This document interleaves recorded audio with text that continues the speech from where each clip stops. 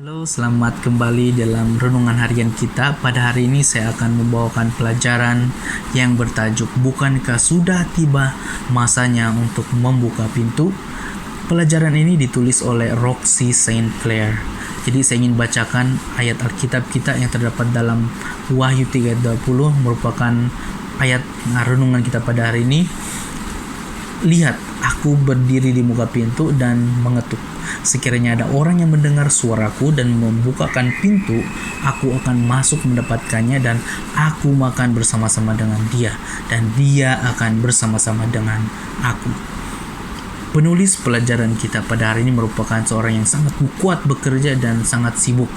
Jadi oleh itu dia mengambil percutian di satu tempat yang bernama Institute Uchi Pines di US.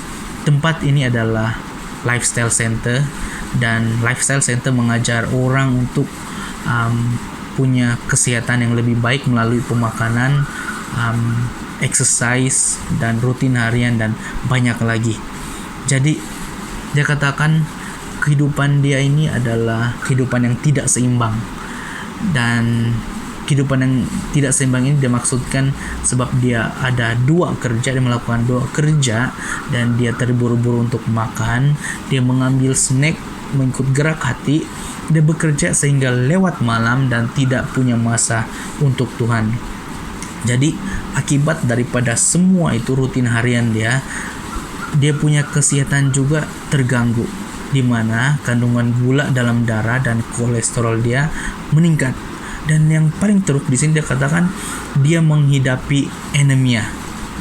Oleh itu dia berkata kepada Tuhan, saya tahu Tuhan, kau membawa saya di sini karena kau punya rancangan untuk hidup saya. Tetapi apa?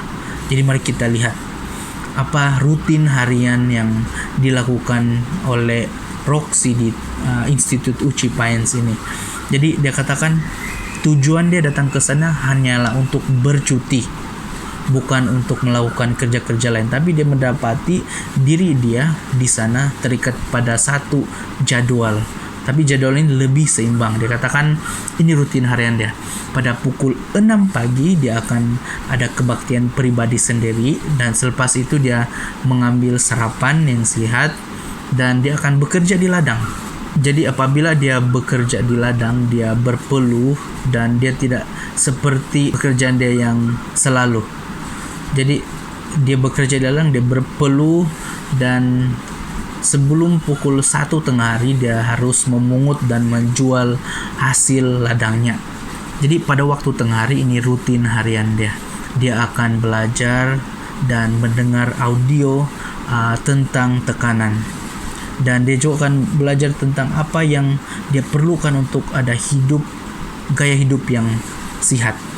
Pada waktu malam dia akan membaca Alkitab, dan setiap hari pada waktu hari Sabat ataupun pada waktu petang di institut dia akan join nih satu pertemuan di mana mereka semua berkongsi mengenai perkara yang telah Tuhan lakukan untuk mereka.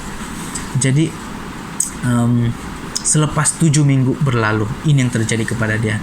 Dia katakan ujian darah dia sudah menunjukkan pada tahap yang normal, dan dia juga hilang 3 pound berat badan selepas mengambil makanan yang kurang lemak dan makanan vegetarian yang berserat tinggi.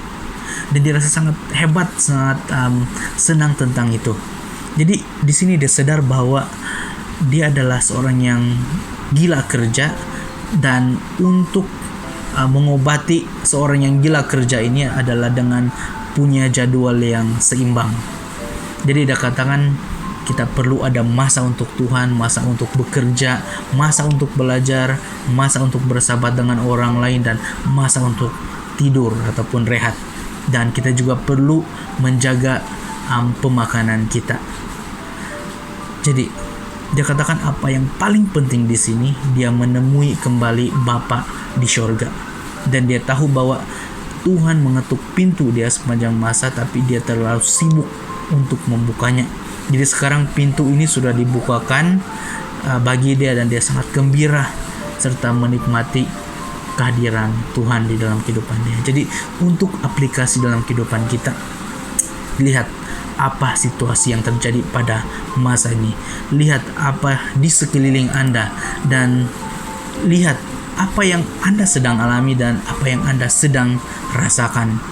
Seringkali Anda berasa terlalu banyak masalah, banyak stres, dan banyak cabaran yang Anda hadapi. Tapi adakah ini satu panggilan kepada Anda untuk membuka hati bagi Tuhan dan biar Dia bantu Anda? Dan adakah ini juga satu peluang untuk kita kembali kepada Bapa di surga? Pikirkan semua itu. Bapa di surga sedang mengetuk pintu Anda.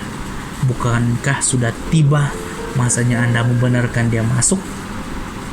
Semoga Tuhan berkati kita dengan renungan pada hari ini. Mari kita berdoa. Tuhan Bapa kami dalam kerajaan surga, pada hari ini kami bersyukur atas kehidupan yang Engkau berikan, dan kami bersyukur berterima kasih karena pelajaran yang kami sudah dengar.